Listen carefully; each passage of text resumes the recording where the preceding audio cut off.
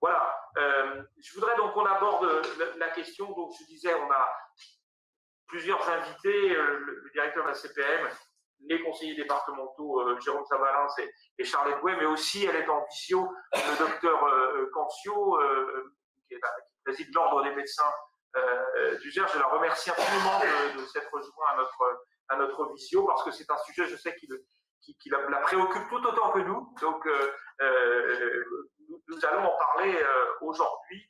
De ça. Vous vous souvenez sans doute que lorsqu'on a fait notre visio en présence du ministre de la Santé, Olivier Véran, une de nos citoyennes, qui n'est pas présente là aujourd'hui, c'est Sandra Alestizi, avait posé la question au ministre de savoir si la vaccination faite par les médecins, et nous allons basculer aussi dans une vaccination qui va se faire par les médecins, par la médecine de ville, n'allait pas se heurter dans des départements comme les nôtres au problème de démographie médicale, au problème de désertification médicale. Le bug informatique à l'époque n'avait pas permis au ministre de répondre, mais moi j'ai souhaité qu'on puisse revenir sur cette question et qu'on puisse le faire, et qu'on le fasse ici en présence de deux élus du département que je remercie infiniment pour le travail considérable qu'ils ont pu faire depuis des mois maintenant, en rencontrant l'ensemble des professionnels de santé, en se déplaçant dans des collectivités qui avaient instauré des systèmes comme celui que nous voulons mettre en place, et qui sont tous ces dispositifs avec un seul objectif, c'est effectivement de résoudre ces problèmes de démographie médicale à la baisse. Alors, nous avons fait depuis 5 ans des tas de choses. Nous avons fait des opérations qui s'appellent 32. D'ailleurs, je tiens à dire, c'était ce matin, j'ai lu l'article dans la dépêche où le maire de Biélan se réjouissait d'avoir 2 médecins. Il faut savoir que ces médecins sont passés par le dispositif DIC 32. C'est-à-dire que ces médecins ont fait 4 de leurs 6 stages dans le Gers. Et vous savez que le DIC 32, c'est quoi? C'est une opération de donner l'envie du Gers. Donc, c'est un accueil personnalisé, un encadrement, un accompagnement, y compris pendant les week-ends, y compris quand on pouvait le faire dans des manifestations plus festives. C'est l'apprentissage de la cuisine, même pour certains, et ça donne des résultats. Ça ne donne pas tous les résultats qu'on espérait, mais ça donne des résultats. Et si je prends l'exemple de ces 2 médecins de Miélan, Marion Roulf et Mélanie Baudy, elles ont effectivement effectué 4 de leurs stages dans le Gers sur les 6 qu'elles ont pu faire. Elles ont décidé de se lever, elles ont même bénéficié du dispositif pour le conjoint, c'est-à-dire 32 à 2, puisque l'un des jeunes médecins qui est le conjoint de l'une de ces 2 médecins et qui effectue son stage actuellement à Nogaro, est en train d'hésiter entre une installation dans le Gers ou dans les Hautes-Pyrénées. Expliquer pourquoi il est naturellement meilleur pour lui de s'installer dans le Gers. Mais c'est dire que ces opérations, elles ont déjà fonctionné. Pour autant, il y a quand même une forme d'inquiétude qui demeure dans le Gers pour des raisons, j'allais dire d'abord objectives et chiffrées. Nous avons dans le Gers 2,45 médecins pour 1000 habitants, ce qui est un niveau relativement bas. Et 50% de ces médecins ont plus de 50 ans. C'est-à-dire que la perspective qu'ils prennent leur retraite et qu'ils se retirent est quand même très forte dans certains territoires. Donc c'est la raison pour laquelle on s'est dit qu'on n'avait pas tout essayé pour lutter contre la désertification médicale. Et c'est la raison pour laquelle nous avons choisi l'option qui va vous être expliquée par Charlotte Bouet et Jérôme Sabalins, de recourir à une option qui a déjà été prise dans d'autres départements, mais qui n'existe pas en Occitanie. Nous serions le premier département d'Occitanie à recourir à cette option-là, c'est celle de médecins salariés pour le Gers. L'objectif que nous poursuivons, c'est celui de pas un territoire sans médecin dans le Gers. Et cette option du salariat par le département ne vise pas à mettre en place une médecine qui qui remplacerait la médecine libérale, mais qui la complétera. D'abord parce que une proportion importante de jeunes médecins, lorsqu'ils démarrent, sont tentés par le salariat, hein, c'est quelque chose qui leur plaît. Beaucoup sont tentés par un travail mixte, en quelque sorte, entre éventuellement du salariat et du libéral. Des médecins qui sont à quelques années de la retraite peuvent être intéressés aussi par ce genre de façon de faire. Et par conséquent, aujourd'hui, ce dont on va vous parler, on voulait le faire d'abord, on va le valider en séance du conseil départemental vendredi. On aurait pu se contenter de ça. Moi, j'ai voulu le mettre en CDAV parce que, à la différence de la séance plénière, nous avons notre collège citoyen et donc nous pouvons avoir des réactions aussi des citoyens par rapport à ça.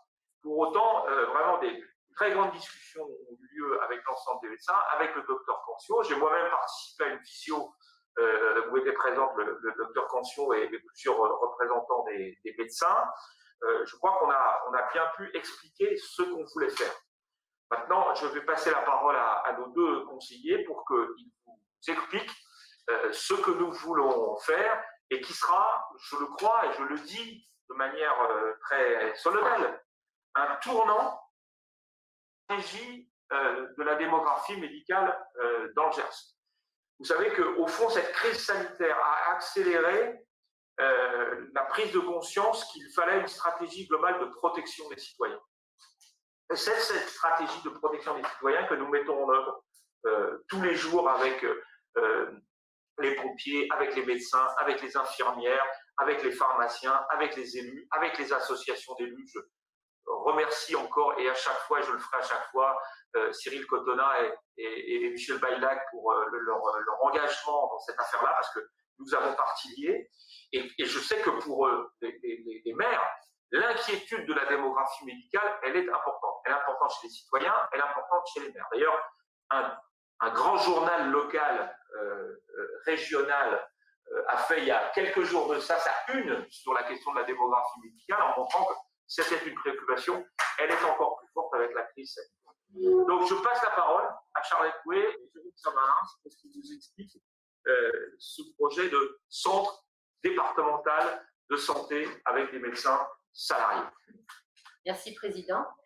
Donc, effectivement, comme vous l'avez dit, nous pouvons vous présenter ce centre départemental de santé aujourd'hui parce qu'il y a eu DIT 32 en amont depuis 2016.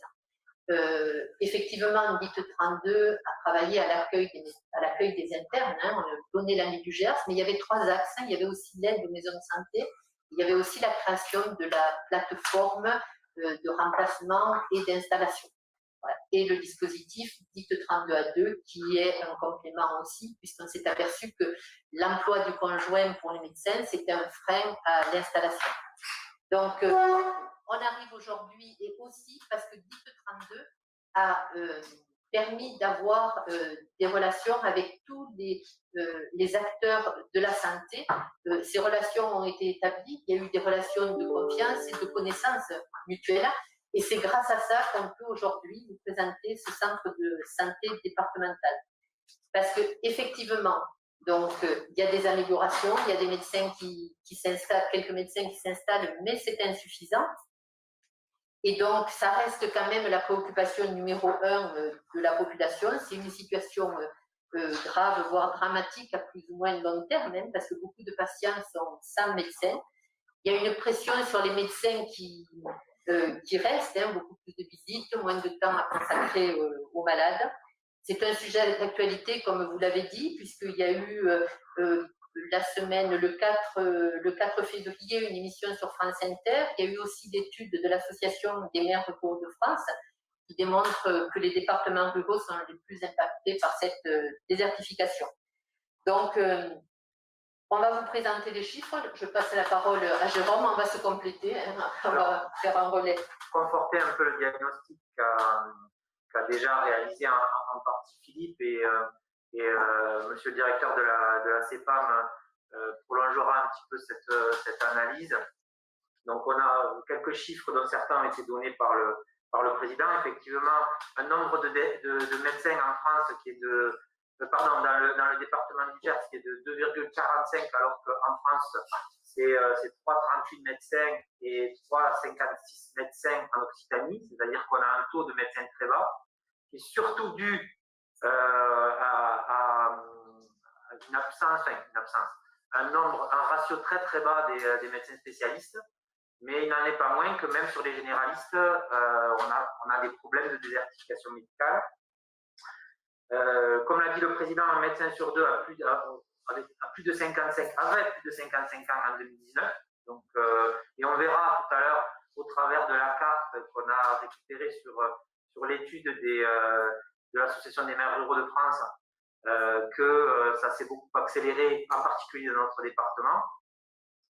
Et puis, effectivement, en 2030, on aura une population qui aura également beaucoup vieilli, puisque 40% des Gersois auront plus de 60 ans, et donc auront un besoin accru au recours médicaux. Et le Gers fait partie des départements qui ont le plus fort taux d'indice de vieillissement. Il y a eu aussi une perte de 13% de professionnels de santé de premier recours en 5 ans, et les départs à la retraite ont été multipliés par 6 en 10 ans. Et la projection est à la hausse jusqu'en 2025. Voilà. Donc après aussi, on a à la fois une féminisation et puis, je dirais, une culture de la pratique médicale qui change chez les nouveaux médecins. Donc en plus du déficit numérique comptable, entre guillemets, on a également un déficit qui s'applique par rapport à la pratique médicale, c'est-à-dire que les nouveaux médecins aujourd'hui qui rentrent en pratique médicale, qui rentrent en fonction, aujourd'hui ont une différence de pratique qui est importante, puisque en gros, hein, pour schématiser, pour remplacer un médecin qui part à la retraite avec sa culture de la pratique médicale, aujourd'hui, il faut à peu près deux jeunes médecins pour compenser sa patientèle. Donc ça accroît effectivement la crise que nous traversons. Et puis effectivement, il y a ce dont a très justement parlé le président, c'est qu'aujourd'hui, il y a 62% aujourd'hui des médecins qui s'installent qui ont recours au salariat. C'est-à-dire qu'il y a de plus en plus, le salariat prend une place de plus en plus importante dans la pratique médicale. Et donc, effectivement, l'option que le département s'apprête à choisir des centres de santé, ça offre une possibilité de plus aux médecins pour pratiquer comme ils le souhaitent. Et donc, d'élargir la palette des pratiques possibles. Voilà. Et ensuite, est-ce qu'on peut passer la carte, la carte qui était en suivant des statistiques, s'il vous plaît, sur notre PowerPoint, sur l'étude qui a été réalisée par l'Association des maires ruraux de France. Donc, on voit qu'entre 2010 et 2017, donc plus c'est bleu et plus il y a une tension sur le secteur médical. Donc, on voit qu'entre 2010 et 2017, globalement en France, on voit que le bleu a gagné du terrain. Donc, c'est ce que disait Charlotte, hein, on a une désertification médicale qui s'accélère. Alors, ces statistiques, elles sont pour l'ensemble des professionnels de santé, pas seulement les médecins. Mais ce qui est inquiétant, c'est que si on regarde le Gers en particulier, on voit que c'est un des départements de France et d'Occitanie dans lequel, effectivement, ça s'est encore plus accru.